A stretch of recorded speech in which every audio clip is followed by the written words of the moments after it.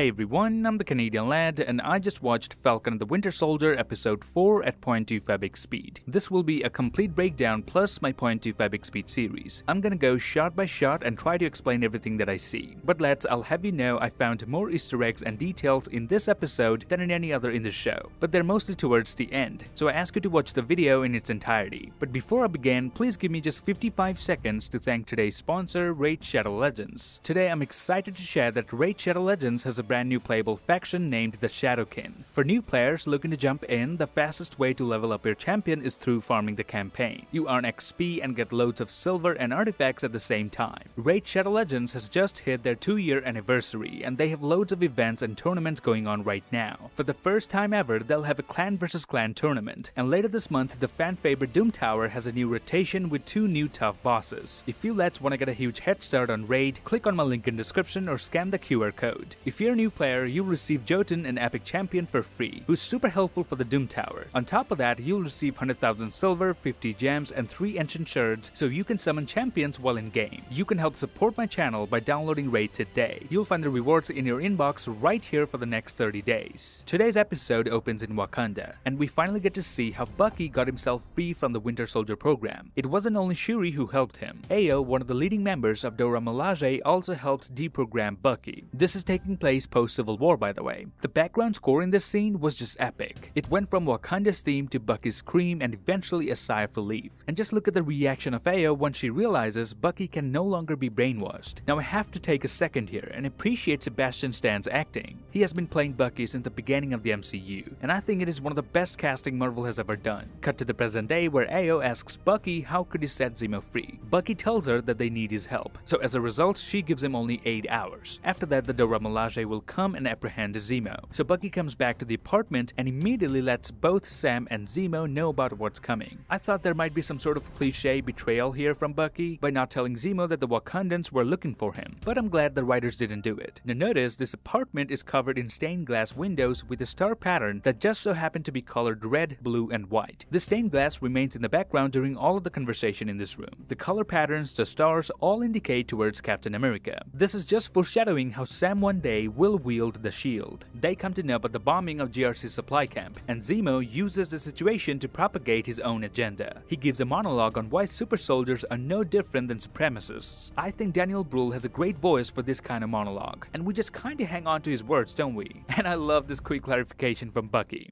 Nazis to Ultron to the Avengers. Hey, those are friends you're talking about. The Avengers, not the Nazis. So Bucky just saved Sam from having a very fine people on both sides moment. Zemo then says they have to kill Karli Morgenthau, but Sam and Bucky think otherwise. Bucky says the serum doesn't always corrupt people, just like it didn't corrupt Steve. Now if I pause the frame here for a second, notice the 2 stars behind Bucky are positioned in a way that could be a nod to Winter Soldier in the comics. Anyway, hearing Bucky talking about how the serum didn't corrupt Steve Rogers, Zemo says but there was never another Steve Rogers. Now notice Sam's reaction here.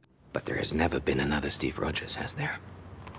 So as soon as Zemo said there has never been another good super soldier, the camera specifically focuses on Sam, which means out of all people, Zemo might have been the one to convince Sam that he has to take the mantle of Captain America, because he's the only one worthy after Steve Rogers. The trio then makes a plan of visiting Danya Madani, who apparently is a mother figure to all these lost kids. She's the one who raised Karli. Cut to the Flag Smashers where they're watching the news of their own bombing. As I said in my previous video, the security guards that Karli killed here didn't deserve to die, because in this episode we come to know that one of the workers only joined a week ago and is a father of 2. So no matter how good of a cause Karli has, her way of moving forward is definitely wrong. Sam, Bucky, and Zemo visit the GRC resettling camp where Danya Madani died. They're looking to find out when's the funeral, cause in the funeral they will find Karli. Zemo bribes a kid with Turkish delight, which apparently is Irresistible. The kid tells Zemo when and where will be the funeral, but Zemo keeps that information only to himself as a leverage, so that Bucky doesn't just hand Zemo over to the Wakandans. But this angers Bucky, and Zemo starts to get in his head. So Sam says this. He's just gonna extort you and do that stupid head tilt thing. He's just gonna extort you and do that stupid head tilt thing. Now notice, as soon as Sam said it, Zemo realized this is exactly what he was doing. So he immediately straightens his head. This is again another great piece of writing from Derek Kolstad. Sam then talks to Sharon over the phone and asks for help. Sharon says Madripoor is about to get real nasty because Zemo killed Dr. Nagel, who was the only one capable of making more serum. So now Power Broker wants the serum back from Carly, no matter at what cost. But let's focus on the fact that Sharon said Madripoor is about to get a lot nastier. You killed the golden goose. Madripoor is about to get real nasty. Now notice in the second phone call, which takes place near the end of the episode, we can see a wound on her lip. So Madripoor did get crazy over the killing of Dr. Nagel. Anyway, Sharon agrees to help Sam by putting a surveillance over to the camp. Cut to a graveyard where the Flag Smashers are hiding the remaining serum. This gravestone, by the way, belongs to this Flag Smasher's grandfather, who fought the Nazis and told his grandson about all the greatness of Captain America. So since he was a kid, he grew up as a Captain America fan. And how does his fate end? He gets killed by Cap's shield. That too for someone else's crime. So the guy who looked up to Captain America but got killed by the shield is yet another fantastic piece of writing. Walker and Lamar track down Sam, Bucky, and Zemo in Latvia. He commands them to not keep him in the dark. Instead, work together as a team, but a team that he controls. Walker proposes they should catch Carly by surprise, but Sam sees an opportunity to negotiate a bloodless solution with Carly, because Carly just lost her mother figure. So if there's any time to negotiate peacefully, it is now. Now listen to what Walker says here. Are you gonna let him do this? You're gonna let your partner walk into a room with a super soldier alone. Isn't this what he ends up doing himself? Letting Lamar go fight the super soldiers alone? And notice Walker wasn't agreeing with Sam's plan of solving it peacefully, until Lamar said this. This is a bad idea. Wait, John. If you can talk her down, might be worth a try. So Lamar is like John's moral compass. He's John's voice of reason. He's the only one John listens to. More about this in a minute. The kid that Zemo bribed earlier shows them the path to the funeral, but John gives Sam only 10 minutes to negotiate with Carly. Anything more than 10 and they engage. He also handcuffs Zemo. So Sam starts to have a meaningful conversation with Carly. No fight, no guns, just words. He empathizes with her sense of loss and cause, but gives her a sense of the harm she is doing. He says killing other people to make the world a better place doesn't make it better, it just makes it a bit different. And while he's negotiating, John over there is preparing to engage. But notice he again foreshadows his own fate. Do you really want his blood on your hands? Even though Lamar's blood isn't really on his hands, but he is responsible for his death to some degree. Anyway, so as soon as Sam begins to earn Carly's trust, John marches in and ruins the moment. A fight takes place while Zemo over here uncuffs himself, because we know already he's really good with his sleight of hand. Zemo then confronts Carly and shoots her. As a result, Carly drops the bag carrying the serums, and while Zemo's focus is on the serum, another Flag Smasher helps Carly escape. Now Zemo stayed loyal to his mission and destroyed all of the vials, all except one, which of course John takes it and puts it in his pocket. But notice this head tilt thing coming around again when John first looks at the serum. This has become a tradition for all Marvel villains now. Carly regrets not being able to protect the serum, and in that moment she receives a message from the Power Broker. So she comes up with a plan to kill the new Captain America without Sam and Bucky intervening. The idea is to lure Sam and Bucky in one place, while having John and Lamar in another, and that's exactly what she does. But notice when she says they will kill Captain America, the camera only shows us this guy, aka Nico. We separate them, and then we kill Captain America.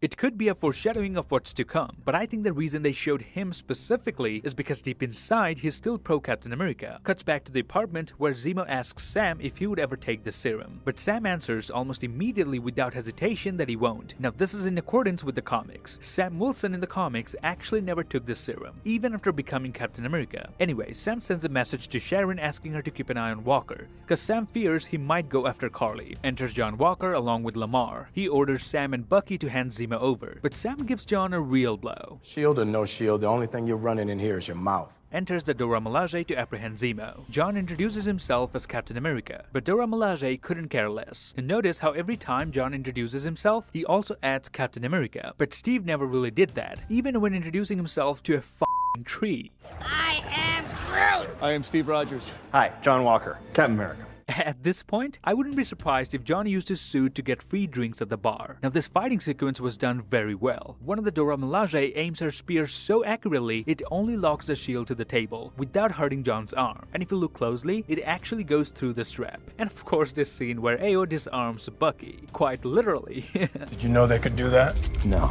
He was genuinely shocked when this happened. And yes, this scene where one of them kicks up the shield like Cap in the elevator is beyond epic. It makes sense though, because they're trained with vibranium, so they obviously know how to properly wield a shield. Now I can't help but notice Zemo seems to have an uncanny ability of making everybody around him fight each other. He of course makes use of the situation and escapes through an underground tunnel, so El Chapo is now canon in the MCU. John then whines about the fact that he just got his ass whooped by Wakandans who are not even super soldiers. I actually felt bad for him when he said it. I understand he has big shoes to fill and everyone is expecting him to live up to the legend. This defeat at the hands of the Dora Milaje, along with his conversation in the mall, both convince John he should just take the serum. But notice he does question the meaning of his medals of honor. We both know that the things that we had to do in Afghanistan to be awarded those medals felt a long way from being right. So no matter how much we hate John Walker, at least he's not a narcissist, because the serum turns good into better, bad into worse. So imagine a narcissist taking the serum. That would be a nightmare for the whole world. Carly then calls Sarah and threatens her. So basically Carly is blackmailing Sam so that he comes to meet her, which he does along with Bucky, therefore doing exactly as Carly had planned. She wanted to separate Bucky and Sam from John Walker, so that the rest of the Flag Smashers can kill the new Cap. And the reason she wants to kill him is because he is hiding behind a shield, meaning him working for the government. Killing him would send a message, and this is the exact reason she doesn't plan on killing Sam, because that would be quote-unquote meaningless. So hearing all this, Sam figured out Carly's intention. Now thanks to Sharon, who at that point through a satellite saw John walking into the GRC resettling camp. So you're telling me Sharon can see anyone in anywhere? So she has eyes everywhere. If she's not the power broker, then she's at least the eyes of the power broker. Now as soon as Sam tells Bucky that they have to save John and Lamar from there, both Bucky and Carly leap from the second floor at the same time. But notice Carly's jump was significantly faster than Bucky's,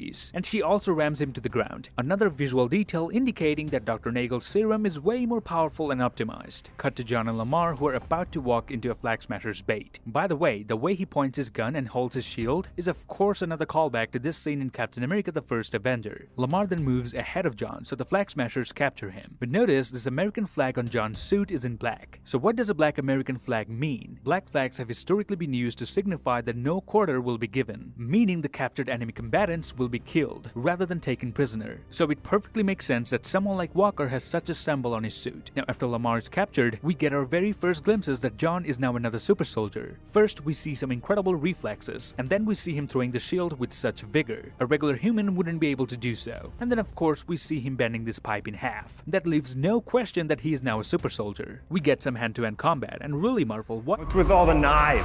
Lamar sets himself free and joins the fight. And was I talking about John having good reflexes? What about this though? Bucky not only dodges a knife, but literally catches it. And notice another detail here which will definitely require you to watch it in 0.25x speed. Otherwise you won't be able to verify. Anyway, look at how the camera seems synchronized with this guy's kick. Almost as if someone is signaling the camera to look to the left. This takes place for less than a second. And it's a shame that most people don't even notice such brilliant work. This actually happens when you have a good director, writer, and an action team. Alright, now that I've praised Marvel enough, I think it only makes it fair if I point out a blunder as well. I don't usually talk about mistakes in movies, because I find plenty, but I do talk about some which I find funny. So notice this Captain America is actually not Wyatt Russell, but a stunt double who seems to have a black mustache. Now Russell of course has a blonde beard, so this is definitely not him. But you know what? For producing such quality content, I forgive them for this mistake. I mean, who else is watching stuff at this slow as speed to even find a mistake like this? Then comes the moment of truth. This Flag Smasher aka Nico, who grew up as a Captain America fan, was given the job to hold John still, so that Carly can stab him and kill him. But Lamar comes to the rescue and saves John Walker. As a result, Carly punches Lamar so hard he flies into this column. This immediately kills him. That's how lethal of a punch that was. This is by far one of the most grounded deaths in the MCU. Plenty of regular people have been thrown into structures in a similar way before and they have been totally fine, but this show is different. And not just that, Lamar took a punch from a super soldier right on his chest. Chances are he died even before hitting the column. Well, in Civil War, during one of Bucky's flashbacks, we saw how one of the Winter Soldiers grabbed a man by his neck and literally slammed him to death. So super soldiers killing people just by a punch isn't something new. Indicates how brutal they are. But it mostly shows how Steve actually had to restrain when he fought regular people. Basically, he knew when to go full force and when to hold back. Steve used his powers accordingly, unlike every other Winter Soldier that there is. As a matter of fact, Bucky also has this ability. He knows when to hit and how much to hit. The killing of Lamar unleashes the beast. The serum definitely played a part here. It amplified John's unstable personality, and I'm just loving this portrayal of evil Captain America by Wyatt Russell. He's doing a phenomenal job. He even double takes before striking with his shield, therefore generating more power. That's good acting. interesting. Anyway, John eventually kills this member of Flag Smasher, even though it wasn't him who killed Lamar. So for the first time in the MCU, we see blood on the shield. That too, a blood of someone who grew up loving the shield and what it represents. As terrifying as it may be, but this shot is just beautiful to look at. It looks like something I'd see in a John Wick movie. Wait a second, this episode was written by Derek Kolstad as well. So yeah, it totally makes sense. Now in general, this new Captain America doesn't handle death very well, whereas Steve dealt with Bucky's death and even Agent Coulson's death like a soldier. Is this the first time you lost a soldier?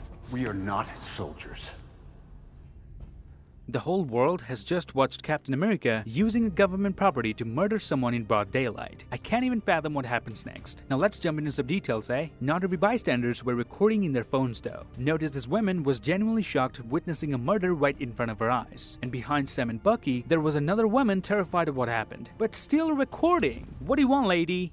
Likes? Then the episode ends with John realizing a lot of people have witnessed what he just did. I can't help but find similarities with Machiavelli, which was teased in the previous episode. Almost every character in the show thinks the end justifies the means, meaning the action they're taking are justified regardless of how they go about achieving their desired end result. We know what Carly wants is good. We know John did this to avenge his friend, but the way they're doing it, is that correct? I'll leave it up to you to answer. This episode really defined the differences between Steve and John. Steve avoided getting blood on his shield by deciding not to kill Tony in that moment. Had he gone for his head instead of his suit, Tony's blood would have been on Steve's hand, but John allowed his anger to get the better of him. This episode also establishes how Sam is the perfect Captain America. He's a good man, not a perfect soldier, while John is a perfect soldier but not a good man. Steve saw in Sam what it takes to be Captain America, and that's why he gave it to him. And that's it. This would be my breakdown of Falcon and the Winter Soldier episode 4 at 0.2 fabric speed. I hope I was able to give you lads some details that you missed at regular speed. If I did, then please give me a thumbs up and grab the subscribe button if you haven't already. Follow me on Instagram and Twitter to get updates about my channel. Till then, I'm Kevin Hart and I'll see you lads in the next one.